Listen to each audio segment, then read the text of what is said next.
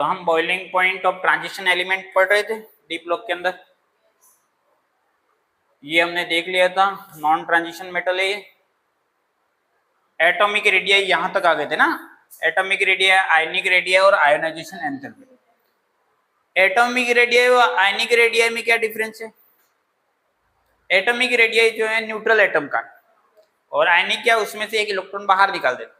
उसके बाद क्या सिनेरियो बनता है वो आयोनाइजेशन एंथैल्पी, एक इलेक्ट्रॉन निकालने के लिए आवश्यक एनर्जी। अब ये तीनों का कंपैरिजन हम देखेंगे, ठीक है। तो देखते हैं कि जिस तरह से ये धीरे धीरे धीरे धीरे धीरे एटॉमिक रेडिया क्या हो रही है, यहां तक आपके डाउन हो रही है, ठीक है। फिर यहां पर आने के बाद वापिस से बढ़ रही है, ठीक है। और इन दोनों की जस्ट एक दूसरे के पास में, वैसे होना क्या चाहते हैं, इस लाइन और इस लाइन के बीच में गैप है, तो ये गैप यहाँ पे भी बढ़ना चाहिए था इन दोनों के बीच में, लेकिन ये दोनों एक दूसरे के ऊपर ओवरलैप हो रहे हैं। कौन सा? 4D और 5D। इसके पीछे क्या लॉजिक है ये देखेंगे। रेडियस क्या होता है, मैंने तुमको बताया था, कोई स्पेयर होता है तो उसका एक रेडियस होता है। अगर छोटा स्पेयर है तो स्मॉल रेडियाई होगा, और बड़ा स्पेयर है तो लॉन्ग रेडियाई होगा। अब एटॉमिक रेडियाई का जो सीक्वेंस है वो इस तरह से है, डिक्रीज ग्रेजुअली, ये डिक्रीज हो रहा है, स्कैंडियम, टेंटेनियम, फिर वेनेडियम, फिर क्रोमियम और मैग्नीज तक। ये 5 तक जो है, मैग्नीज D5 तक है, वहां तक तो ये क्या हो रहा है, डिक्रीज हो रहा है, साइज डिक्रीज हो रहा है। इसका कारण क्या है कि अब इसके अंदर 2 पावर काम कर रहे हैं। एक तो होता है न्यूक्लियर पावर, ठीक है, न्यूक्लियर चार्ज जिसको बोल सकते हैं, या न्यूक्लियर पावर। वो किसके कारण से? अंदर न्यूक्लियस के अंदर क्या, प्रोटॉन है। न्यूक्लियस के अंदर क्या है, प्रोटॉन। और प्रोटॉन के ऊपर कौन सा चार्ज है? Positive charge. कौन सा चार्ज है? पॉजिटिव। और एक बाहर की तरफ है इलेक्ट्रॉन, इलेक्ट्रॉन के ऊपर कौन सा चार्ज है? नेगेटिव। ये दोनों आपस में इंटरेक्ट कर रहे हैं, पॉजिटिव चार्ज नेगेटिव चार्ज को इंटरेक्ट कर रहा है, ठीक है। तो वो क्या कर रहा है, जो स्पेयर में बाहर की तरफ है उसको खींच करके अंदर श्रिंक करा रहा है, उसको खींच रहा है, पूरी तरह से पुलिंग प्रेशर लग रहा है। किसके द्वारा लग रहा है? न्यूक्लियस में प्रेजेंट प्रोटॉन्स के द्वारा, ठीक है। तो ये क्या हो रहा है, साइज धीरे धीरे छोटा हो रहा है, ठीक है। अब यहां पर जाने के बाद में अचानक से क्या फेर बदल आया वो देखना। अब क्या होता है कि एक कुछ लेवल तक जाने के बाद में अंदर वाले ऑर्बिटल में इलेक्ट्रॉन क्या होते हैं, बढ़ते। क्या होते हैं? बढ़ते, धीरे धीरे बढ़ रहे हैं। D5 हो गया, फिर D6 होगा, इस तरह से बढ़ेंगे। तो ये हमारा कोई न्यूक्लियस है, इसके अंदर हमारे पास में प्रोटॉन चार्ज और एक न्यूट्रॉन है, न्यूट्रॉन के ऊपर तो कोई चार्ज ही नहीं है, और ये बाहर के क्या है, ऑर्बिट। अब यहाँ पर क्या है, इलेक्ट्रॉन, ठीक है। यहाँ पर ये सबसे बाहर वाला, ठीक। अब अपने 3D भर रहे हैं तो ये अंदर की तरफ इलेक्ट्रॉन जा रहे हैं, ठीक है। 5 तक तो आ गए, फिर 6, 7, 8, 9, 10 ऐसे बढ़ेंगे। तो अब ये क्या कर रहे हैं कि ये आपस में भी इंटरेक्ट हो रहे हैं, इलेक्ट्रॉन के बीच में क्या हो रहा है, इंटरेक्शन हो रहा है।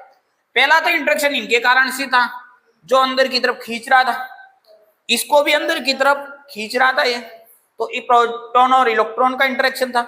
अब यहाँ पे एक नया इंटरेक्शन डेवलप हुआ है, तो इलेक्ट्रॉन इलेक्ट्रॉन के बीच में, ठीक है। और ये इलेक्ट्रॉन इलेक्ट्रॉन के बीच में क्या जो इंटरेक्शन है वो रिपल्सिव फोर्स है। रिपल्सिव मतलब दूर धकेलने वाला फोर्स। क्यों? क्योंकि दोनों के ऊपर सेम चार्ज है, और सेम चार्ज होते हैं तो रिपल्सिव फोर्स लगता है, दूर भगाता, ठीक है। तो अब ये क्या है, रिपल्सिव चार्ज लगेगा तो ये इसको लंबा करेगा, उधर धकेलेगा, बाहर बड़ा करेगा इस साइज को। किसको? ये जो गोले या स्फीयर का साइज, उसको क्या करने का प्रयास बड़ा। और प्रोटॉन क्या करेगा, उसको श्रिंक करने का प्रयास करेगा, कॉन्ट्रैक्ट करेगा, मतलब अंदर छोटा करने का प्रयास करेगा। लेकिन ये जो इलेक्ट्रॉन के नंबर ऑफ इलेक्ट्रॉन बढ़ते जाएंगे तो ये रिपल्सिव फोर्स बढ़ता जाएगा, और ये जो इलेक्ट्रॉन इलेक्ट्रॉन के बीच का इंटरेक्शन है वही कहलाता है आपका शील्डिंग इफेक्ट। क्या कहलाता है? शील्डिंग। मतलब बाहर वाले इलेक्ट्रॉन को प्रोटेक्ट करना, उसको छोटा नहीं होने देना, या जो बाहर वाला जो स्पेयर है उसको, या बाहर वाला जो ऑर्बिट है उसको ज्यादा श्रिंक नहीं होने देना, उसको ज्यादा क्लोजली नहीं आने देना। तो ये शील्डिंग इफेक्ट के कारण से इसका जो शेप है वो बिल्कुल बरकरार रहेगा, ठीक है। तो हमारे को क्या करना है, अब ये जैसे कम थे तो क्या था, पुअर शील्डिंग था, लेकिन ज्यादा हो जाते हैं तो स्ट्रॉन्ग शील्डिंग इफेक्ट आ जाता है। समझ में आ गया? शील्डिंग इफेक्ट क्या है? आउटर इलेक्ट्रॉन को प्रोटेक्ट करना, या आउटर ऑर्बिटल को कॉन्ट्रैक्ट होने से प्रोटेक्ट करना, ठीक है। और इसका रोल कौन प्ले करेगा? अंदर वाले इनसाइड इलेक्ट्रॉन, या इनर इलेक्ट्रॉन में, इनर ऑर्बिटल में भरे हुए electron. Decrease due to poor shielding by d electron attraction increases more than repulsion. तो जब 1 से 5 तक था तो ये भाई साहब बड़े हुए थे, कौन? प्लस ज्यादा पावरफुल था नेगेटिव से, प्रोटॉन का चार्ज पावरफुल था नेगेटिव से। लेकिन जब इसके आगे चले गए तो फिर क्या हो गया, ये नेगेटिव चार्ज बढ़ गया, क्योंकि इलेक्ट्रॉन इलेक्ट्रॉन के बीच में रिपल्सन होना लग गया। ठीक है, तो प्रोटॉन तो पूरी तरह से आइसोलेट है, उसके पावर में किसी प्रकार का कोई ऊपर नीचे नहीं हो रहा। क्यों? क्योंकि उसको कोई इफेक्ट नहीं दे रहा। प्रोटॉन का चार्ज और इलेक्ट्रॉन का चार्ज दोनों साथ साथ नहीं बढ़ता। अगर इलेक्ट्रॉन का नंबर 7 हो रहा है तो प्रोटॉन का नंबर भी 7 हो रहा है, इलेक्ट्रॉन का नंबर 8 हो रहा है तो प्रोटॉन का नंबर भी 8 होगा, क्योंकि दोनों साथ में साथ चलते हैं। इसलिए मिसकंसेप्शन का कारण भी बनता है कि जो इलेक्ट्रॉन का एटॉमिक नंबर है वो क्या है, इलेक्ट्रॉन का नंबर माना जाता है, लेकिन वो एक्चुअल में किसका नंबर है? प्रोटॉन का नंबर होता है, क्योंकि दोनों सेम टू सेम। और इसी कंसेप्ट या इसी फैक्ट के आधार पे हम किसी का भी प्रोटॉन निकाल सकते हैं, जबकि हमारे फार्मूले में कहीं भी प्रोटॉन इलेक्ट्रॉन को निकालने का फार्मूला नहीं, लेकिन हम सिर्फ इस आधार पे इस फैक्ट के दोनों साथ साथ में बराबर होते हैं न्यूट्रल एटम के लिए, आयनिक के लिए नहीं, न्यूट्रल के लिए। ठीक, अब ये नियरली कांस्टेंट है, कौन भाई साहब? मैग्नीज, Fe, कोबाल्ट, ये सब नजदीक नजदीक है, मतलब पॉइंट पॉइंट का डिफरेंस है, ज्यादा डिफरेंस नहीं। क्या कारण है? Repulsion almost balance out by attraction, मतलब रिपल्सन फोर्स और अट्रैक्शन फोर्स दोनों बराबर के हैं लगभग लगभग, तो ज्यादा कोई फर्क नहीं होता। और ठग वार वाली वो दिखा लड़ाई, देखिए वो नाड़ा लेकर के दोनों साइडों में खींचते, उसमें क्या होता है, कभी एक पैर इधर जाता है, कभी एक पैर इधर जाता है, कभी, तो वो क्या होता है 19-20 की लड़ाई होती है, मतलब वो वही चीज यहाँ पे चल रहा है, बिल्कुल बराबर हो। ठीक, अब यहाँ पर जैसे नीचे वाले लास्ट वाले आ जाएंगे, निकल, कॉपर और जिंक, ये तीनों जो हैं निकल, कॉपर और जिंक, क्योंकि इसमें इलेक्ट्रॉन की क्या हो गया है, अधिकता हो गई। ठीक है, तो इसके कारण से इंक्रीज हो गए, रिपल्सिव डोमिनेट्स अट्रैक्शन, रिपल्सन बढ़ गया, किससे? अट्रैक्शन से। Number of n-1d electrons are very high, for this reason the size of orbital will increases. ठीक है, और रिपल्सिव फोर्स इंक्रीजेस। समझ में आ रहा है एटॉमिक रेडियस का कंसेप्ट क्यों इस तरह से चेंजेस हो रहा है? ये दिखा रखा है यहाँ पे बहुत बढ़िया से। ये प्रोटॉन का चार्ज है, ये अंदर वाले ऑर्बिट के इलेक्ट्रॉन है, ये बाहर वाला, ये आपस में इंटरेक्टिव कर रहे हैं, रिपल्सिव फोर्स। ये अंदर की तरफ खींचा जा रहा है, आपका अट्रैक्टिव फोर्स है, किसके कारण से? प्रोटॉन के कारण।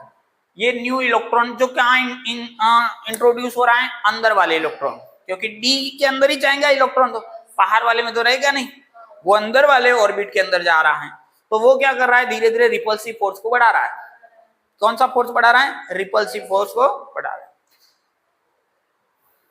चलो लेफ्ट टू राइट, हम रो में जब लेफ्ट टू राइट जाते हैं तो न्यूक्लियर चार्ज इंक्रीज होगा, क्योंकि एटॉमिक नंबर बढ़ेगा, इलेक्ट्रॉन नंबर बढ़ रहे हैं तो प्रोटॉन भी बढ़ेगा, तो न्यूक्लियर चार्ज भी बढ़ेगा, क्योंकि प्रोटॉन कहाँ एग्जिस्ट कर रहा है? न्यूक्लियस के अंदर, तो न्यूक्लियर चार्ज बढ़ रहा है। सेकंड, अट्रैक्शन और आउटर मोस्ट इलेक्ट्रॉन इंक्रीजेस, जैसे जैसे न्यूक्लियर का पावर बढ़ेगा उसका अट्रैक्शन आउटर मोस्ट जो इलेक्ट्रॉन है उसके ऊपर बढ़ेगा, तो वो साइज को पूरा कंट्रोल करके या ग्रिपिंग बना के रखेगा। ठीक है, electron n-1d subshell increases, n-1 3d के अंदर इलेक्ट्रॉन बढ़ते जा रहे हैं, 4s ऑलरेडी भरा हुआ है बाहर से, तो 3d में इलेक्ट्रॉन बढ़ते जाएंगे जैसे इस तरफ जाएंगे। Repulsive between electrons increases, repulsive force भी धीरे धीरे बढ़ रहा है, कहां से? लेफ्ट टू राइट जाओगे तो रिपल्सिव फोर्स बढ़ जाएगा, जहां 10 पे आते हाईएस्ट रिपल्सिव फोर्स, तो इधर से इधर जाने पर, इधर से लेफ्ट टू राइट जाने पर किस तरीके का सिनेरियो बन रहा है वो आपको आइडिया दिया गया है। Atomic radius of 3d 4d and 5d series, ये बिल्कुल अच्छे से समझा रखा है आपको। ग्रीन वाला यहाँ पे आपको कौन सा है? ये 3d सीरीज का, ये 4d सीरीज का और ये 5d series. Radius of 4d series is similar to radius of 5d, ये दोनों नजदीक नजदीक हैं 4d और 5d। इसके पीछे लॉजिक क्या है? Due to lanthanide contraction. Lanthanide contraction क्या होता है अभी जस्ट देखने वाले। The filling of 4f electron before 5d orbital result in a regular decrease in atomic radius. अब क्या है, 4f तो और अंदर की तरफ जा रहे हैं, 4f कहां जा रहे हैं? और अंदर की तरफ जा रहे हैं, तो और अंदर की तरफ जाएंगे ये। जब ये इलेक्ट्रॉन था ये न्यूक्लियस है, तो ये हमने माना कि ये 4f है। फिर कौन आएगा, 3d आएगा। फिर कौन आएगा, 4s आएगा। अब ये जब अंदर की तरफ चले गए तो ये क्या है, इसकी तरफ से खींच लिए गए। किसके द्वारा खींच लिए गए, प्रोटॉन के द्वारा, न्यूक्लियस के द्वारा पूरी तरह से पकड़ लिए गए। तो ये तो बहुत छोटा हो गया। अब ये भाई साहब शील्डिंग इफेक्ट ये बाहर वाले को क्या दे पाएंगे, नहीं दे पाएंगे। ये तो जब ये इसका ऊपर ग्रिपिंग कम होती है और ये आपस में इंटरेक्शन होते हैं तो ये मैकेनिज्म होता है। अब ये खुद तो अंदर पूरी तरह से जकड़ के रखा हुआ है, अंदर की तरफ चले गए तो ये इसको किस तरह से इंटरेक्ट कर पाए, ये कुछ इंटरेक्शन नहीं हो पाएगा। अदरवाइज अगर ये 14 इलेक्ट्रॉन यहाँ पे होते तो रिपल्सिव फोर्स बहुत बढ़ जाता और साइज बहुत बढ़ जाता। लेकिन वो रिपल्सिव फोर्स अगर इसके जस्ट पास में होता तो काम करता। ये तो बहुत अंदर चला गया। जब बहुत अंदर चला गया तो ये कुछ एक्सपेंशन कर नहीं पाएगा और उसका जो साइज है वो बढ़ा नहीं पाएगा। जब इलेक्ट्रॉन तो बढ़ रहे हैं, 4f में 14 इलेक्ट्रॉन बढ़ गए और रिपल्सिव फोर्स बिल्कुल नहीं बढ़ा। रिपल्सिव फोर्स 0 मान के चलो, इन 14 के कारण रिपल्सिव फोर्स कुछ भी नहीं आया। लेकिन आपने देखा प्रोटॉन की स्ट्रेंथ बढ़ गई क्योंकि 14 प्रोटॉन भी बढ़े, पॉजिटिव पार्ट बढ़ गया। तो सोचो कि अब ये धकेलने वाला तो कोई है नहीं और ये भाई साहब की स्ट्रेंथ बढ़ गई और तो इनका और ऊपर ग्रिपिंग बढ़ेगी, आउटर शेल पे ग्रिपिंग बढ़ेगी। पहले तो कौन ये आपस में इंटरेक्ट कर रहे थे तो रोकने की कोशिश को गुंजाइश थी। अब तो ये 14 अंदर आ गए, ये तो कोई रोल ही नहीं दे रहे, रिपल्सिव को कारण ही नहीं बन रहे। तो कुल मिलाकर के ये पावरफुल रहेगा तो ये पूरे को छोटा कर देगा। तो अब जो 5D था ऊपर जाना चाहिए था, 4D के बाद में ये जो 5D वाली लाइन है तो वो दोनों के बीच में गैप होना चाहिए जैसे 3D और 4D में। तो ये गैप नहीं होकर के सेम उसी के ऊपर आ गया, उसका साइज छोटा हो गया। ठीक है ना, तो उसका साइज आपका क्या हो गया, छोटा हो गया। The imperfect shielding of one electron by another in the same set of orbitals। अब ये imperfect shielding है, परफेक्ट शील्डिंग नहीं है। इम्परफेक्ट क्यों, क्योंकि अंदर वाले ऑर्बिटल के अंदर चला गया। Lanthanide contraction effect on radii. ठीक है, अब डाउन द ग्रुप जाओगे, टाइटेनियम, जिरकोनियम, हाफनियम। ठीक है, ये क्या पे आते हैं, टाइटेनियम तो आप देखोगे तो SCT ये आपका सेकंड नंबर वाला टाइटेनियम, फिर वाइजर ये सेकंड नंबर वाला, ये 3D सीरीज का, ये 4D सीरीज का और ये 5D सीरीज का लेंथेनम के बाद में आता हाफनियम। इन तीनों की चर्चा कर रहे हैं अपन। अब इन तीनों की चर्चा करोगे तो ये जो है 3D सीरीज का, इसलिए इलेक्ट्रॉन किसमें भरे जा रहे हैं, 3D, क्योंकि 2 नंबर पर है तो 3D2 हुआ। अब ये 4D सीरीज का है तो इलेक्ट्रॉन किसमें भरे जा रहे हैं, 4D में, और कितने भरे जाएंगे, 2। सबके 2-2 नंबर वाले को कंपेयर किया। अब इसमें 5D2 में भरे जा रहे हैं, 5D2 में भरे जा रहे हैं। लेकिन आप देखो यहां पर क्या है, 14 इलेक्ट्रॉन आ चुके हैं इससे पहले, क्योंकि ये हैफनियम जो है वो आपके इसके बीच में, लेंथेनम और हैफनियम के बीच में F ब्लॉक के एलिमेंट एग्जिस्ट करते हैं। लेंथेनम और हैफनियम के बीच में कौन से एलिमेंट एग्जिस्ट करते हैं, F ब्लॉक, जिनको पीरियोडिक टेबल में नीचे दर्शाया गया है। उसके बाद वापिस से ये भाई साहब आएंगे। ठीक है, तो अब देखो कि इसकी जो रेडियाई की लेंथ है वो 147 है और ये कितनी है, 160। ठीक है, लेकिन इन दोनों की देखो लगभग बराबर है और एक पॉइंट छोटा है इसका, जबकि होना क्या चाहिए था, 147 था तो 160, मतलब 13 का डिफरेंस आया। तो यहां पर भी 13 का डिफरेंस आते हुए कहां जाना चाहिए था, 173 पिकोमीटर पे जाना चाहिए था। एटलीस्ट इतना तो हम एक्सपेक्ट कर रहे थे। लेकिन सारा गेम किसने खेला, F ब्लॉक इलेक्ट्रॉन। उन्होंने क्या कर दिया कि वो बिल्कुल अंदर की तरफ आकर के विराजमान हो गए और इन्होंने उनका काम किया नहीं। इनका काम क्या था, बाहर वाले इलेक्ट्रॉन को धकेलना, ये इनका काम था, रिपल्सिव फोर्स क्रिएट करना। और ये चुपचाप आकर के बैठ गए, हम तो कुछ नहीं करेंगे। और ये कुछ नहीं किया तो ये भाई साहब क्या हो गया, ज्यादा पावर में आ गया, क्योंकि 14 प्रोटॉन इसके पास में डेवलप हुए, 14 इलेक्ट्रॉन। अब बोले मैं तो सबको खींच के दबा के खींच लूंगा अंदर, तो इन्होंने दबा के खींच लिया अंदर, तो साइज आपका छोटा करके रख दिया इन्होंने। ठीक है, लेंथेनाइट कॉन्ट्रैक्शन कोई दिक्कत? तो यहाँ पे टाइटेनियम जिरकोनियम का ज्यादा है, जिरकोनियम और दोनों का सेम है। Lanthanide contraction, reason first, shielding power of orbital. Shielding power की भी बात करोगे तो सबसे ज्यादा शील्डिंग पावर किसका होता है? एस ऑर्बिटल, फिर पी का, फिर डी का और एफ का। जो एस ऑर्बिटल होता है वो गोल होता है, जो पी होता है वो डंबल शेप होता है, डी होता है वो डबल डंबल शेप होता है। ठीक है, तो इससे सबके शेप हैं और इसके इन ऑर्बिटलों का भी शील्डिंग इफेक्ट अलग अलग है। तो सबसे ज्यादा किसका है? एस का। ठीक, तो स्वाभाविक सी बात है एफ ब्लॉक के जो एलिमेंट हैं वो सबसे कम या लिस्ट रिपल्सिव फोर्स देते हैं या लिस्ट आपका पुअर शील्डिंग इफेक्ट देते हैं, कह सकते हैं पुअर शील्डिंग इफेक्ट देते हैं क्योंकि वो अंदर की तरफ धसे रहते हैं, किसी प्रकार का आपका शील्डिंग इफेक्ट नहीं दे रहे हैं। ठीक है, nuclear attraction on outer most electron increases. अगर अब क्या होगा, ये शील्डिंग इफेक्ट कम होगा तो किसका अट्रैक्शन बढ़ेगा? न्यूक्लियर अट्रैक्शन बढ़ेगा। किस पे बढ़ेगा? Outer most electron increases. तो क्या होगा? साइज क्या हो जाएगा? छोटा होगा कि बड़ा होगा? और अगर शील्डिंग इफेक्ट बढ़ा तो बड़ा होगा। किस में देखा था हमने साइज बड़ा हुआ ऐसा? कौन सा एलिमेंट था?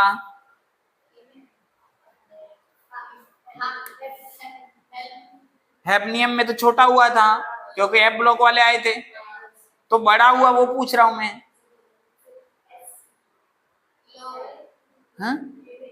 लास्ट 3D सीरीज में लास्ट में कौन आता है? निकल, कॉपर और बताया था ये तीनों।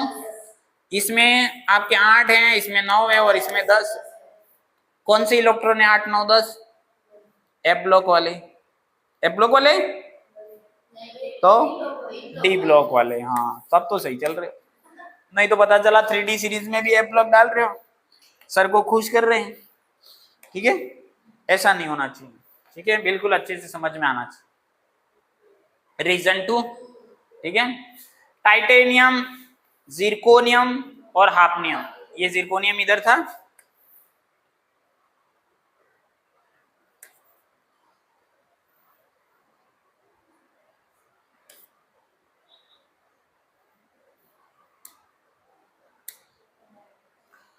तो drastic increment in charge, drastic increment in charge, charge में इंक्रीमेंट होगा। कौन से चार्ज में इंक्रीमेंट होगा? पॉजिटिव कि नेगेटिव? पॉजिटिव, क्योंकि पॉजिटिव तो आइसोलेट है, उसका चार्ज में कोई भी 19-20 नहीं हो रहा, कोई इसको इफेक्ट नहीं दे रहा, कोई उससे इंटरेक्ट नहीं कर रहा। हो रहा है तो बाहर वाले ही अंदर लड़ाई लड़ रहे हैं, जो भी लड़ रहे वो बाहर वाले हो रहे हैं। कुछ भी 19-20 होगा तो बाहर ही होगा, वो अंदर वाला तो बिल्कुल स्ट्रांग होके बैठा हुआ है। ठीक है, उसके पावर को तो किसी ने जाना। तो ड्रेस्टिक इंक्रीमेंट इन चार्ज, तो इंक्रीज इन अट्रैक्शन, उसका काम तो बढ़िया से होगा। और उसका काम क्या है? अट्रैक्शन, पावरफुल अट्रैक्शन होगा।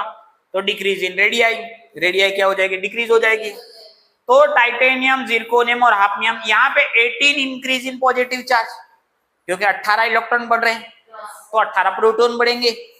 फिर जिरकोनियम से हाफनियम में आए 32 इलेक्ट्रॉन बढ़े तो 32 प्रोटॉन बढ़े। तो यहाँ पे देखो प्रोटॉन का नंबर इससे भी डबल बढ़ गया और इलेक्ट्रॉनों ने अपना गेम खेला नहीं। तो ये भाई साहब बहुत पावरफुल है। कौन? हाफनियम। ठीक है, ये जिरकोनियम है आपके 40 और ये हाफनियम। दोनों रीजन समझ में आ गए? एक तो पॉजिटिव चार्ज बन रहा है, दूसरा शील्डिंग इफेक्ट पुअर हो रहा है। शील्डिंग इफेक्ट हो रहा है, किसके द्वारा पुअर हो रहा है? डी ब्लॉक के एलिमेंट के द्वारा, डी एफ ब्लॉक के। हाँ हाँ, मैं भूल जाता हूँ, तो बराबर रहना है ना, मेरे को तो जरूरत नहीं है। ठीक है, एफ ब्लॉक वाले अंदर बेचारे आकर के बैठे। चलो next, lanthanide contraction. Lanthanide contraction essentially compensate for the expected increase in atomic size with increasing atomic number। अब लेंथेनाइट कॉन्ट्रैक्शन ही वास्तव में कारण है कि इसका जो एक्सपेक्टेड साइज था वो नहीं पा पाए, वो जो एक्सपेक्टेड साइज था वो नहीं मिल पाया। किसके कारण से? लेंथेनाइट कॉन्ट्रैक्शन के कारण से। Due to lanthanide contraction 4D and 5D elements have very similar physical and chemical property. अब इन दोनों के केमिकल और फिजिकल प्रॉपर्टी लगभग सेम रहेंगे। ठीक है, ये किसी के साथ रिएक्शन करके इतनी एक्सोथर्मिक एनर्जी दे रहा है तो वो भी इतनी एक्सोथर्मिक एनर्जी देगा, ठीक है, वो एंडोथर्मिक देगा तो वो भी एंडोथर्मिक देगा, ठीक है, तो लगभग लगभग सेम रहेंगे। Due to increase in radii and increase in atomic mass density of transition element is generally high, ठीक है, मतलब समझ में आया।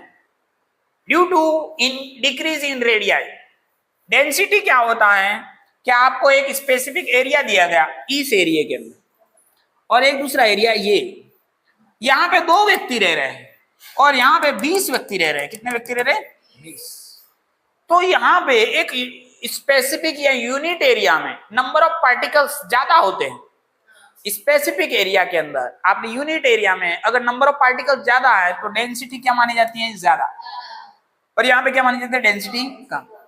तो विलेज के अंदर जब लोग रहते तो उसकी डेंसिटी कम है और मेट्रो सिटियों में डेंसिटी ज्यादा, ठीक है। तो इस तरह से आपको समझना है कि अब हमारा जो साइज है, एटम का साइज जो था आपका बड़ा था, फिर बढ़ने के बाद और बढ़ना चाहिए था, लेकिन बड़ा नहीं, वो कैसा हो गया है आपका? इसके जैसा हो गया, छोटा। अब छोटा हो गया है और इलेक्ट्रॉन ज्यादा हो गए हैं, तो आप बोल सकते हो ये भी है, यहाँ पे 10 इलेक्ट्रॉन थे, यहाँ पे 20 इलेक्ट्रॉन है, तो यहाँ पे डेंसिटी बढ़ गया, क्योंकि due to decrease in radii. Size छोटा, अगर साइज बड़ा होता तो डेंसिटी का कोई बड़ा नहीं होता, साइज छोटा हुआ, सो इंक्रीज इन एटॉमिक मास और density of transition element is generally high. Density increase down the group, ऊपर से नीचे जाने पर, डाउन द ग्रुप जाने पर डेंसिटी क्या होगी? बढ़ेगी। और मेन रीजन कौन है? मेन लीड रोल में कौन आ रहा है यहाँ पे नीचे 5D सीरीज में? ए ब्लॉक लेंथेनाइट कॉन्ट्रैक्शन, ये लीड रोल प्ले कर रहे हैं। 5D को पूरा का पूरा कहां पे लाके रख पटक दिया इन्होंने? 4D पे। मतलब 5D का तो एग्जिस्ट ही नहीं कर रहा है, ऐसा मान के चलो। वो पूरा का पूरा उसकी प्रॉपर्टी सब कुछ 4D वाली आ गई और इसने महत्वपूर्ण भूमिका निभाई है लेंथेनाइट भाई साहब ने।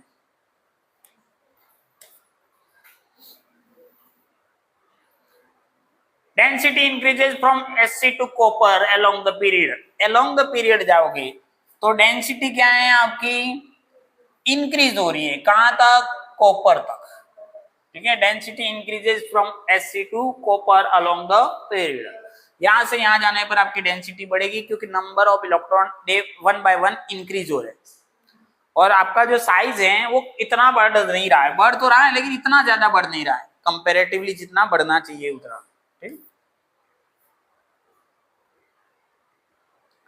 Trends in ionisation enthalpy. अब हमारे आयोनाइजेशन एंथैल्पी का ट्रेंड देखेंगे, वो उसमें किस तरह से फॉलो अप होता है। In general from left to right जाने पर क्या होता है? आयोनाइजेशन एंथैल्पी इंक्रीजेस ग्रेजुअली, ठीक है। यहां पर आयोनाइजेशन एंथैल्पी इंक्रीजेस का मतलब क्या है?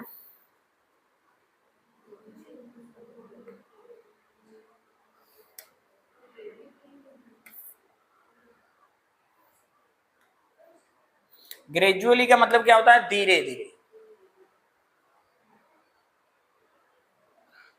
अब इसके पीछे आयनाइजेशन एंथैल्पी धीरे धीरे क्या हो रही है? बढ़ रही है। इसका रीजन बता रखा, क्या रीजन है? Due to an increase in nuclear charge.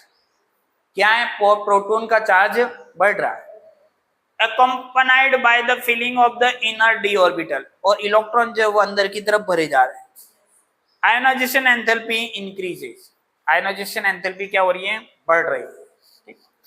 अब देखो ये क्या है? प्रोटॉन का चार्ज है, वो एक एक करके बढ़ेगा, जैसे जैसे इधर जाओगे तो एक एक करके बढ़ेगा। और ये इलेक्ट्रॉन जो है अब ये छोटा होता जाएगा, ठीक है। स्टार्ट में तो ये छोटा हो ही रहा है, तो एसिडिक कॉम्पर तक तो ये क्या है? अंदर दबा के रखेगा, पकड़ के रखेगा। और किसी चीज को तुमने पकड़ के रखा है कस के, तो उसको निकालना बड़ा मुश्किल होगा, तो आयनाइजेशन एंथैल्पी क्या है? इलेक्ट्रॉन को बाहर निकालने के लिए आपको एनर्जी की जो रिक्वायरमेंट है वो क्या है? Ionization enthalpy. अब आसानी से निकाल नहीं सकते। आपका स्कैंडियम है तो आप आसानी से निकाल लोगे क्योंकि एक इलेक्ट्रॉन है, और प्रोटॉन भी एक है तो पावर आपका कम बढ़ा। फिर टाइटेनियम में इलेक्ट्रॉन बढ़ते जा रहे हैं तो ये भाई साहब भी बढ़ते जा रहे हैं। भाई साहब कौन बढ़ते जा रहे हैं? प्रोटॉन बढ़ते जा रहे हैं, ठीक है। और प्रोटॉन बढ़ते जाएंगे तो वो क्या होगा, न्यूक्लियर चार्ज बढ़ेगा और वो कस के पकड़ के रखेगा। किसको कस के पकड़ के रखेगा? इलेक्ट्रॉन को। तो वो जाने नहीं देगा, जाने नहीं देगा तो आपके क्या हो जाएगा, आयोनाइजेशन एनर्जी बढ़ जाएगी। ये देखो, अब सबकी एक्सपेरिमेंट कर दिया, वैज्ञानिकों के पास कुछ काम ही नहीं है, बैठे बैठे करते हैं और हमको डाटा देते हैं, तुम पढ़ो, ठीक है। अब अपना मन लगाते हैं कोई और दूसरे कामों में, ये डाटा और इकट्ठा कर देते और पढ़ो, ठीक है। तो इन्होंने एक्सपेरिमेंट करके निकाला है, आपको खाली देखना है, आपको एक नजर लगानी है, ठीक है। तो आप यहाँ पर देखोगे तो क्या आपको देखने को मिल रहा है, तो आप लगातार आप देखोगे आयोनाइजेशन एंथैल्पी बढ़ रही है, ठीक है। सबसे हाईएस्ट कहाँ है, जिंक की 906, ठीक है।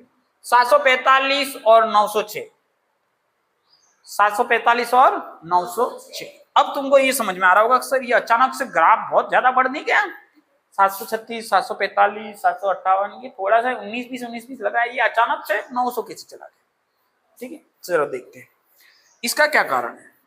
तो हम जब कॉपर की बात करते हैं 9 है 29 वाला इलेक्ट्रॉन होता है, तो उसमें क्या होता है, इलेक्ट्रॉन कॉन्फ़िगरेशन 3d10 4s1, ये इलेक्ट्रॉन कॉन्फ़िगरेशन।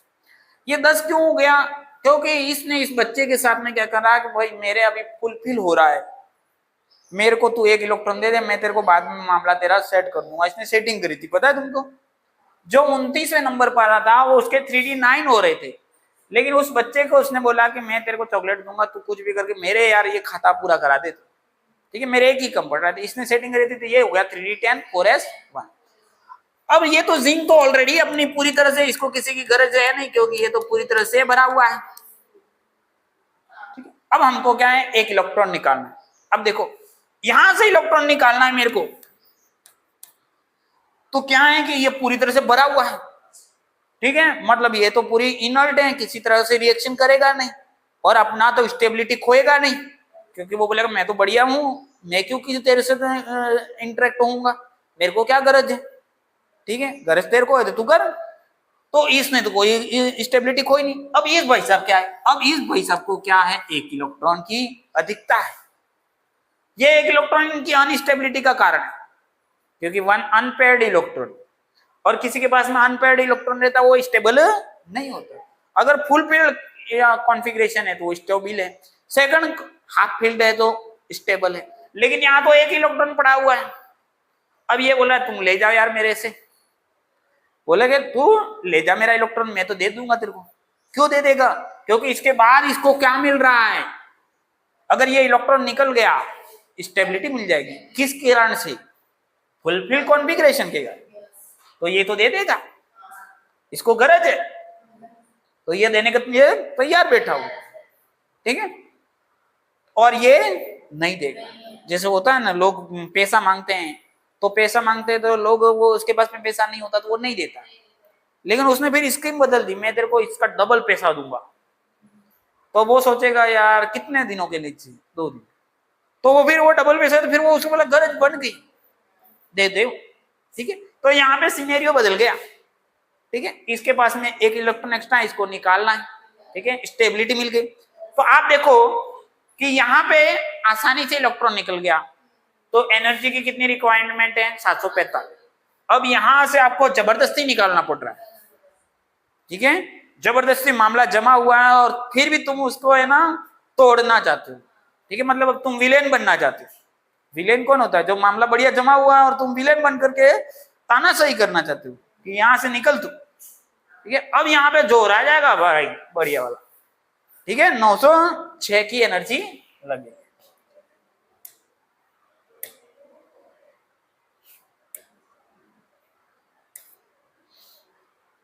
समझ में आ रही है ये ट्रेड पूरा। अब हम यहां पर एक और ट्रेड पकड़ेंगे, ये वाला थर्ड एनर्जी। ये देखो सर अभी तो यहां पे तो इतना डिफरेंस था और यहां पे डिफरेंस तुमको कम नहीं हो गया लग रहा है, और यहां पे देखो यहां पे तो उल्टा हो गया, यहां पे देखो ये 19 ये कॉपर का बढ़ गया और ये घट गया, जबकि अभी फुल फिल का तो इलेक्ट्रॉन 900 पे था, अचानक से कॉपर से पीछे कैसे आ गया है, सोचो तो। अब देखो ये कौन सा आयोनाइजेशन एंथैल्पी है, सेकंड वाले की। तो अभी हमने देखा था एक इलेक्ट्रॉन निकल गया, तो कॉपर के पास में अब क्या है 3d10 है, और अभी मैंने जिंक के पास में से एक इलेक्ट्रॉन निकाल दिया, तो अब जिंक के पास में कैसा है कॉन्फ़िगरेशन, ये एक इलेक्ट्रॉन निकल चुका है। अब सिनेरियो देखो बदल चुका है सिनेरियो। अब देखो इस भाई साहब के पास में एक इलेक्ट्रॉन है और इसके पास में फुलफिल कॉन्फ़िगरेशन। अब ये तो आसानी से निकल जाएगा, तो एनर्जी इसकी क्या लगेगी, कम लग रही है। और ये भाई साहब आप बोलेंगे अब मैं हो गया हूं इंडिपेंडेंट, मेरे को किसी की गरज नहीं, अब करना है तो प्राइस बढ़ाना पड़ेगा, वैल्यू मेरी बढ़ गई अब, ठीक है। तो अब उसकी 1958 आ गई है एनर्जी, ठीक है। अब वापिस थर्ड पे चलते हैं, एक और इलेक्ट्रॉन माइनस कर देते हैं। अब एक और इलेक्ट्रॉन माइनस करेंगे क्या हो जाएगा, कॉपर का हो जाएगा 3d9 और जिंक का क्या हो जाएगा आपका 3d। अब देखो ये भाई साहब आ गए फुलफिल वाले, तो एनर्जी इनकी बढ़ गई वापिस, पहले पीछे थे अभी राइस में आगे आ गए। और ये भाई साहब कुछ नहीं कर सकते, अब तो ये कम हो गए। तो ये इस तरीके से आपका मैकेनिज्म अंदर चलता है, अंदर का इलेक्ट्रॉन का इंटरेक्शन चलता है। आपको ये लॉजिक पकड़ने पड़ेंगे क्या क्या हो रहा है। अब यहाँ पे वही हाफ फील्ड पे भी आपको ऐसा ही सिनेरियो देखने को मिलेगा, ठीक है। देखो हाफ फील्ड पे यहाँ पे सेकंड जो इलेक्ट्रॉन है उसका कम हो गया, ये चौथे वाले का बढ़ गया, ठीक है। जबकि यहाँ पर क्या था, ये भाई साहब का बढ़ा हुआ था, ठीक है। अब क्यों बढ़ा हुआ था तुम बताओ जरा सा। पहले क्या था 3d5 4s2 ये भाई साहब के, और इस भाई साहब का क्या था 3d5 4s1। तो इलेक्ट्रॉन निकालना कहाँ आसान है, यहाँ पे आसान है, क्योंकि एक इलेक्ट्रॉन पड़ा हुआ है। यहाँ पे एनर्जी ज्यादा हुई थी, इसकी एनर्जी होगी 717, इसकी हो गई 617। अब एक इलेक्ट्रॉन निकल गया, तो अब नया सिनेरियो कुछ इस तरह से बना 4s0 और इसको बन गया 3d5 4s1। अब सेकंड कंडीशन में मैग्नीज भाई साहब के पास से इलेक्ट्रॉन निकालना आसान है, तो एनर्जी कम हो गई इसकी भाई की। समझ में आ गई बात। हर जगह ऐसे ही आपको देखना है, ठीक है। तो आयोनाइजेशन एंथैल्पी किससे वर्क करता है, ये बढ़िया ग्राफ बता रखा है, कितना डिफरेंस आ रहा है। ये 3D सीरीज का वैल्यू दिखाया गया था 745 906, हमने चर्चा कर ली आपको।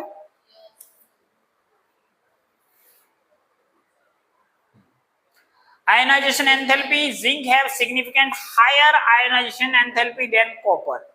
जिंक की आयोनाइजेशन एंथैल्पी क्या है, ज्यादा है, किससे, कॉपर से, क्योंकि जिंक का रेडियस जो है ज्यादा बड़ा है और कॉपर का रेडियस छोटा है, ठीक है। आयोनाइजेशन एंथैल्पी जिंक की बड़ी है और आयोनाइजेशन एंथैल्पी कॉपर की कम है। फर्स्ट आयोनाइजेशन एंथैल्पी की बात करें, मतलब पहला इलेक्ट्रॉन निकालने की बात।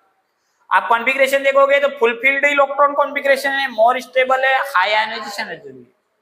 ये फुलफिल नहीं है, कम एनर्जी लगे। Due to completely filled D and S electron in zinc, its first ionization is more than copper. उसी प्रकार से मैग्नीज वाला भी सिनेरियो मैंने बता दिया था तुमको। Ionization enthalpy, manganese have abnormally high ionization enthalpy compared to chromium. क्यों था बता दिया, ये fulfilled electronic configuration, more stable, high energy, ठीक है। कॉपर की कम लग रही है फर्स्ट के लिए। Trends in ionisation enthalpy, ionisation enthalpy का ट्रेंड कैसे करते हैं। डाउन द ग्रुप जाने पर आपके आयोनाइजेशन एंथैल्पी जो है 5d की बढ़ गई है। कारण क्या है, lanthanide contraction, poor shielding effect of. क्यों हो रहा है, क्योंकि नीचे जाने पर किसका, प्रोटॉन का पावर बढ़ा है, न्यूक्लियर का चार्ज बढ़ा, उसने क्या कर दिया, साइज को छोटा कर दिया। 4d से 5d का साइज उसने बड़ा होने नहीं दिया। 5d का साइज 4d से इतना बड़ा होना चाहिए, जस्ट डबल हो जाना चाहिए। 32 इलेक्ट्रॉन जा रहे थे और होने नहीं दिया। किसने नहीं होने दिया, ए ब्लॉक वाले नाराज हो गए थे कि नहीं हमारा कोई मतलब नहीं, हम तो नहीं होने देंगे। अब वो नाराज हो गए तो हुआ क्या कि अब इनका साइज हो गया छोटा। अब छोटा साइज हो गया तो बाहर वाले इलेक्ट्रॉन को इन्होंने क्या कस के पकड़ रखा है। निकाल के दिखाओ, अब निकाल के दिखाओ। अब निकाल के दिखाओ तो ज्यादा हो गई आयोनाइजेशन एंथैल्पी, क्योंकि भाई साहब को निकालना बड़ा मुश्किल है, अब विलेन का रोल प्ले करना पड़ेगा, निकलेंगे नहीं, उनका मामला जम गया है, सब एकजुट हो गए बढ़िया से, ठीक है, अब तुम उसको निकाल नहीं पाओगे। Radius increases but nuclear charge also increases. Radius के कंपेयर में न्यूक्लियर चार्ज ज्यादा पावरफुल है, क्योंकि क्या हो गया है कि वो तो आइसोलेट है, न्यूक्लियर चार्ज वो किसी से इंटरेक्ट नहीं कर रहा, वो पूरा तरह से बड़ा हुआ है, लेकिन नेगेटिव जो चार्ज है, इलेक्ट्रॉन है, वो आपस में भिड़ रहे हैं, और वो भिड़न तो है वो यहाँ पर फिलहाल कम हो गई है, अगर भिड़ते तो वो क्या है, वो उसको दूर भगाते, तू बाहर जा, बाहर जा, अंदर नहीं जाने दूंगा। Irregular trade in ionization enthalpy is observed for 3D and 4D series. Down the group trends in ionization enthalpy D10 configuration. ये ब्लू वाली 3D की सीरीज है, रेड वाली 4D की सीरीज है, और ये येलो वाली 5D की सीरीज है। तो आप देखो कुछ जैसे मैग्नीज की 5D के पास में भी पहुंच गई है रेडियस, ठीक है, और ये पैलेडियम की यहां तक पहुंच गया D10 कॉन्फ़िगरेशन के कारण से, बहुत सारे एबनॉर्मलिटीज है, ठीक है।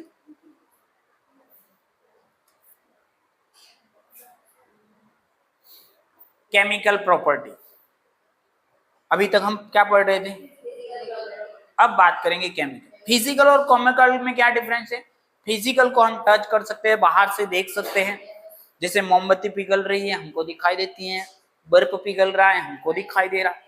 अब केमिकल में क्या, अंदर की तरफ फंक्शन हो रहा है, किसी के अंदर केमिकली बॉन्ड हो रहा है, इसका मतलब वो स्ट्रॉन्ग है काफी, है ना। केमिकली चीजें जुड़ना बहुत स्ट्रॉन्ग है, और फिजिकली जुड़ना इट्स ओके, ठीक है। केमिकली जुड़ना बहुत तगड़ा वाला काम, जैसे मैंने एक सल्फर का पाउडर लिया और एक आयरन का पाउडर लिया, आयरन समझते हो, आयरन को मशीनों में डालते थे एकदम पाउडर बन जाता है, ठीक है। एक सल्फर का पाउडर लिया, एक आयरन का, दोनों को मिक्स कर दिया, तो अभी क्या है, आयरन का पाउडर तो क्या ब्राउन कलर का है, और सल्फर वाला पाउडर किसका, येलो कलर का, दोनों को मिक्स किया, ब्राउन येलो तुमको दिखाई देगा, पूरा मिक्स कर दो, तो अभी आप देख पा रहे हो ब्राउन और येलो दिख रहा है, दोनों सेपरेट सेपरेट अंदर कण दिख रहे हैं, एक येलो के कण दिख रहे हैं, एक ब्राउन के कलर। ये जो मिक्सचर है, अभी मैंने मिक्स तो कर दिया, लेकिन ये जो मिक्सचर है वो कौन सा, फिजिकल, क्या है, तुमको आंखों से दिखाई पड़ रहा, और लेकिन वो अंदर से जुड़े नहीं है, बाहर से तो आपने जोड़ दिया है, बाहर से तो जोड़ दिया, अंदर से जुड़े नहीं है। अब अगर इसको गर्म कर दिया, नीचे से हीट कर दिया, तो अंदर से बॉन्डिंग बनेगी, अंदर से बॉन्ड, अगर अंदर से जुड़ गया तो अब वो क्या हो जाएगा, एकदम पूरा ब्लैक ब्लैक हो जाएगा, ठीक है, बॉल जैसा बन जाएगा, डामर देखा, डामर ऐसा। अब उसमें से तुम आयरन को और उसको अलग नहीं कर पाओ, क्योंकि उन्होंने क्या कर दिया, केमिकल बॉन्ड बना दिया, क्या कर दिया, केमिकल बॉन्ड बना दिया, ठीक है। तो तुम देखते हो दोस्त जो होते हैं क्लास में बैठे रहते हैं, तो ऐसा लगता है कि ये एकजुट है, लेकिन वो अंदर से बॉन्डिंग नहीं होती है, नहीं होती ना। ऑक्सीडेशन स्टेट, ठीक है, standard electron potential and reactivity, magnetic properties, colour, formation of complex compound, catalytic properties, formation of interstitial compound and alloy formation, ये केमिकल कंपाउंड्स के केमिकल प्रॉपर्टीज के एग्जांपल है। ऑक्सीडेशन स्टेट क्या रहेगी, स्टैंडर्ड इलेक्ट्रॉन पोटेंशियल हमने देखा था, standard electron potential देखा था, वो क्या तय करता है कि कौन किससे रिएक्ट करेगा, किसके किसके साथ जमेगी, कौन रिएक्ट कैसे इंटरेक्शन होगा, तो पोटेंशियल के आधार पे तय होता है कि प्लस माइनस पोटेंशियल होता है तो आपस में इंटरेक्ट करते हैं, और अगर दोनों का रिडक्शन है तो बहुत कम रेयरली अट्रैक्ट करेंगे, तो इसका रीजन जो है, रिएक्शन होने की संभावना जो है इलेक्ट्रॉन पोटेंशियल होती है। Magnetic property, colour, catalytic property, formation of interstitial, एक एक करके चर्चा करते हैं। Oxidation state of transition element, अब ये जो हमारा KMnO4 होता है वो बड़ा स्ट्रॉन्ग ऑक्सीडाइजिंग एजेंट है, वही मैग्नीज के बारे में बता रखा है, मैग्नीज +7 अपन देखते हैं, पर्पल कलर का होता है, यहाँ पे एक ही पार्टिकल डाला है, पिंक कलर दिया है ताकि तुमको अच्छा लगे ऐसा, ठीक है। और ये जब 6 में आ जाता है तो कैसा कलर हो जाता है, ग्रीन कलर हो जाता है, फिर 2 में आ जाता है तो ट्रांसपेरेंट हो जाता है। अगर अपने जो ये मैग्नीज है अपन पिंक कलर, उसमें अगर आप डालोगे क्या नींबू या विटामिन सी, तो ये यहाँ पर आ जाएगा, पिंक कलर डायरेक्ट यहाँ पे आ गया, इसका मतलब क्या हो गया, वो Mn+2 में कन्वर्ट हो गया। अभी जब KMnO4 है तो वो किस कंडीशन में, +7 में, पिंक कलर दे रहा है या पर्पल कलर दे रहा है तो वो कौन सा है, +7। अगर वो ट्रांसपेरेंट हो गया, जैसे उस दिन भी अपन ने ट्रांसपेरेंट किया था, तो वो कौन से में आ गया, +2 में। +2 मतलब MnO2 में, किस में आ जाएगा, MnO2, सॉरी MnO में आएगा। Due to incomplete filling of d orbitals, transition element show a great variety of oxidation state. Manganese in different oxidation state, इनके अंदर ये जो ट्रांजिशन एलिमेंट्स होते हैं उसके अंदर ऑक्सीडेशन स्टेट में बहुत वेरिएबिलिटी देखने को मिलती है। उनकी पर्टिकुलर एक ऑक्सीडेशन स्टेट नहीं होती, बेरुपी है, कभी +2 में जाते हैं, कभी +6 में जाते हैं, कभी +7 में जाते हैं। जैसे हमारे हाइड्रोजन भाई में हमेशा +1 में रहते, वो कभी हमको दिक्कत नहीं करते।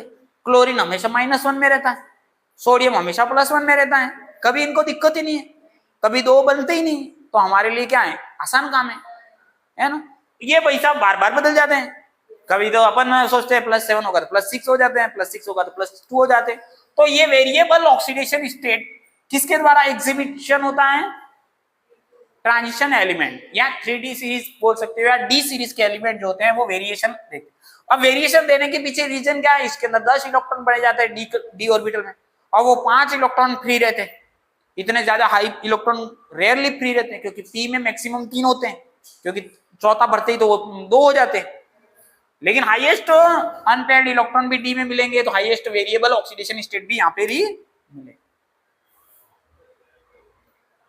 देखो ये oxidation state from regular pyramid. अब आपको देखो सब पूरा 3D सीरीज है, इसमें सबसे ज्यादा ऑक्सीडेशन स्टेट में वेरिएबिलिटी कहाँ मिल रहे हैं, मैग्नीज, क्योंकि मैग्नीज बीचों बीच में D5 पे एग्जिस्ट कर रहा।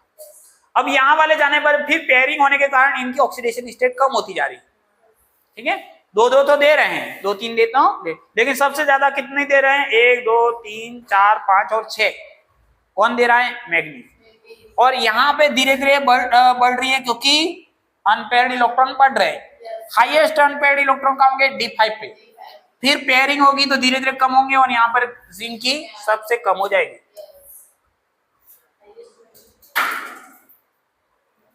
Oxidation state of 3D transition element.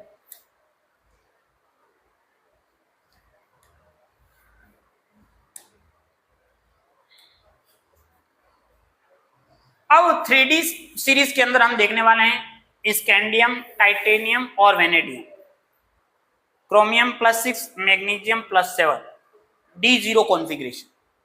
कौन सा कॉन्फ़िगरेशन है, स्कैंडियम में अगर आपने 3 इलेक्ट्रॉन निकाल दिए, +3 का मतलब क्या, 3 इलेक्ट्रॉन निकल गए, तो स्कैंडियम का कॉन्फ़िगरेशन क्या होता है, D1 4s2, 3D1 4s2, यही होता है। ये देखो स्कैंडियम का आपका स्टार्टिंग होता है, लेकिन ये जो है इसको डी का मेंबर क्यों गया है, पहला इलेक्ट्रॉन इसके अंदर डी में भरा जा रहा है, और ये भाई साहब तो ऑलरेडी भरे हुए रहते हैं। क्यों भरे हुए रहते हैं, वास्तव में क्या है, ये है आगे है, इसलिए पहले भर गए। क्यों, क्योंकि इसका n+l देखोगे तो नंबर आता है 4, और इसका n+l देखोगे तो नंबर आता है 5, तो ये ऑलरेडी भरे हुए हैं। इसलिए डी अपनी जो मेंबर शुरू हो रहे हैं 3D1 से शुरू हो रहे हैं। लेकिन अगर आप पूरा देखोगे, पूरा सिनेरियो, तो आउटर शेल कुछ इस तरह से दिखा। अगर तीनों को निकाल दिया, 3 निकाल दिए, तो डी में कितने हो गए आपके, 0। तो D0 कॉन्फ़िगरेशन कब मिलेगा, स्कैंडियम में आप 3 निकाल दो, टाइटेनियम जस्ट इसके पास वाला पड़ोसी है, 4 निकाल दो, वेनेडियम में 5 निकाल दो, क्रोमियम में 6 निकाल दो, और मैग्नीज में अगर 7 इलेक्ट्रॉन निकाल दो, तो आपको क्या मिल जाएगा, आपको D0 कॉन्फ़िगरेशन मिल जाएगा। अगर Mn+7 है तो उसका कलर कैसा था आपका, पर्पल था, पिंक था, एक हल्का डालोगे तो पिंक, ज्यादा डालोगे तो पर्पल। तो इस समय Mn+7 में इलेक्ट्रॉन कितने हैं, डी में, D0 हो जाएगा। D0 configuration, common oxidation state, D0 configuration, noble gas configuration, stable configuration. ये कॉन्फ़िगरेशन ये क्यों ले रहे हैं, ये कॉन्फ़िगरेशन ये क्यों ले रहे हैं कि स्कैंडियम +3 ऑक्सीडेशन स्टेट क्यों ले रहा है, क्योंकि इससे क्या हो रहा है, D0 मिल रहा है। D0 का मतलब क्या है कि पूरा इलेक्ट्रॉन खाली है, 4s भी खाली है, तो फुलफिल इलेक्ट्रॉन हो गया, क्योंकि अंदर वाले सारे भरे हुए हैं। अंदर वाले सारे ऑर्बिटल भरे हुए हैं। तो बाहर ये बेचारा एक इधर था और दो इधर थे स्कैंडियम में, ये तीनों तो बेचारे अनपेयर्ड होकर के इसको बेचारे को अपाइज कर रहे थे, किसको, स्कैंडियम को। बोले तुम तीनों भाग जाओ, मेरे मामला जम जाएगा, ठीक है, क्लास में तुम तीन ज्यादा के हो, तुम हट जाओ यहाँ से, ठीक है। तो तीन को हटा दिया तो ये मामला जम गया, D0 पे आ गए, ठीक है। तो D0 पे क्या है, मोर स्टेबल कंडीशन मिल रही है। क्या मिल रही है, more stable condition. More stable condition का मतलब हो गया noble gas, inert gas. Inert gas कौन से होते हैं, 70वें ग्रुप वाले। कौन से वाले, 18वें वाले, 70वें वाले, 18वें वाले। और 70वें वाले तो बहुत एक्टिव होते, हाईली एक्टिव होती। क्यों, एक इलेक्ट्रॉन की बहुत जरूरत है उनको, इसलिए वो हाईली रिएक्टिव होते हैं, ठीक है। उसको 70वें वाले को क्या नाम दिया जाता है, हेलोजन। हेलोजन के हेलोजन, हेलोजन, ठीक है। Titanium 4 is more stable then titanium 3 और टाइटेनियम 2। अब आपको इसका जवाब देना है कि टाइटेनियम 4 जो है वो ज्यादा स्टेबल है टाइटेनियम 3 और 4 से। ये रहा टाइटेनियम 4, क्यों स्टेबल है तुम डायरेक्ट बताओ बिना देखे। टाइटेनियम 4 जो है उसकी जो ऑक्सीडेशन स्टेट है वो ज्यादा स्टेबल है बाकी दो से। ये भी बनते हैं लेकिन ये दोनों कम बनते हैं। ये D0 कॉन्फ़िगरेशन आ गया, और D0 हो गया तो आगे देखो नोबल गैस वाला कॉन्फ़िगरेशन मिल गया। आगे जो था ये तो 18 इलेक्ट्रॉन थे, और फिर इनके क्या हो गया 3d2 4s2, ये आपके आ रहा था 22 नंबर के इलेक्ट्रॉन। तो 4 इस तरह से थे, 18 ये थे और 2 इधर के 20 और 2 ये 4, ये चारों का भगा दिया। भगो ऐसे क्या मिल गया इसको, आर्गन। आर्गन क्या है, inert noble gas, highly stable है। हर कोई चाहेगा मैं भी हाईली स्टेबल हो जाऊं, हर कोई इंसान चाहता है कि मैं स्टेबल हो जाऊं। और स्टेबल होने के लिए करना क्या पड़ता है, नॉर्मली मनी अर्न करनी पड़ती है। पावरफुल मनी अर्न कर लेंगे तो किसी की गरज ही नहीं है, सब चीजें अपने आप फोन पे आ जाएंगी।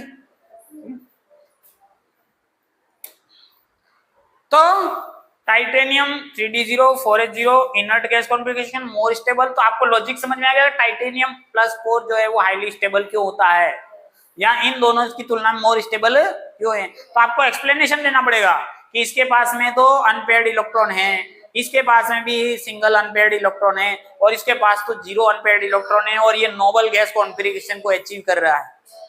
ठीक है, लॉजिक समझ में आ गया।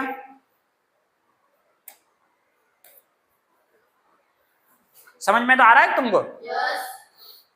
Oxidation state of 3D transition element. अब मैग्नीज 25 है, आयरन का 26 है, दोनों सेम दे रहे हैं Mn+2। Mn+2 में आपको पता है 3d5 4s2 होता है, दो निकाल दिए तो क्या हो गया 3d5 4s0, क्योंकि S में 2 थे वो निकल गए तो इसके पास में +2 आ गया। ठीक है, मैग्नीज +2 में भी स्टेबल है, ठीक है, और +7 तक जाता है। +2 में इसका कलर कैसा होता है, ट्रांसपेरेंट। +7 में कैसा होता है, पिंक कलर। ठीक है, Fe+3, Fe+3 का जब ये मैग्नीज और Fe जस्ट पास पड़ोसी हैं, एक नंबर इससे ज्यादा है, इसका भी एक नंबर इलेक्ट्रॉन ज्यादा बढ़ा दो तो ये भी भाई साहब वहीं पे आ जाएंगे, क्योंकि इसका क्या था 3d6 4s2 था, 2 ये गया और 1 ये गया, हाफ फील्ड कॉन्फ़िगरेशन मिल गया, हाफ फील्ड ऑर्बिटल मिला। बोले मैं तो स्टेबल हो गया, मेरी तो बल्ले बल्ले हो गई, तो अब मेरे को जरूरत नहीं है। ठीक है, इधर आ जाओ जिंक की, जिंक +2 में, जिंक +2 बोले 3d10 4s0 हो गया, मेरे को मिल गया फुल फील्ड। मैं कोई नहीं बोलूंगा अब तो, मैं तो नाचूंगा, यूं तो फुल फील्ड हो गया, मस्त है, मोर स्टेबल। ठीक है, कॉमन ऑक्सीडेशन स्टेट, इसलिए इनकी कॉमन ज्यादातर यही मिलती है। आयरन +3 में मिलता है, जिंक +2 में मिलता है, मैग्नीज +2 में मिलता है। ठीक है, आप दूसरे जो कंपाउंड होंगे कंपैरेटिवली जिंक के +2 वाले ज्यादा रहेंगे। ठीक है, ऑक्सीजन हमेशा -2 में मिलता है ऑक्सीजन -2 में, H2O ऑक्सीजन माइनस में होता है। ठीक है, तो तुमने देखा वो एक पर्टिकुलर ऑक्सीडेशन स्टेट बहुत ज्यादा रहती है, उसका कारण वो स्टेबल ज्यादा है। बाकी भी मिलेंगे लेकिन बहुत कम मिलेंगे। ठीक है, मैग्नीज +7 में स्टेबल है इसलिए मैग्नीज +7 मिलता है, मैग्नीज +2 में ज्यादा मेंबर मिलते हैं। ठीक है, 3D सीरीज ट्रांजिशन एलिमेंट, ये और बढ़िया करके बताया, फोटो देख करके समझो, जिनको डायरेक्ट नहीं समझ में आ रहा है तो फोटो दिखाते हैं। जैसे होते हैं ना, अब बड़े क्लासों में आ जाता है एप्पल यूं लिखा हुआ था, छोटी क्लास में तो एप्पल का फोटो दिखाते हैं, ठीक है, ए एप्पल वाला ऐसे बोलते हैं, और फोटो भी दिखाते हैं। अभी क्या है, जिसको कम समझ में आता है तो ये फोटो देखो, ठीक है, फोटो में आपको साफ साफ दिखाई दे रहा है 2 इलेक्ट्रॉन इधर, ये ऑर्बिटर में कुछ इस तरह से है, ठीक है। Requires high energy for removing electron, ठीक है।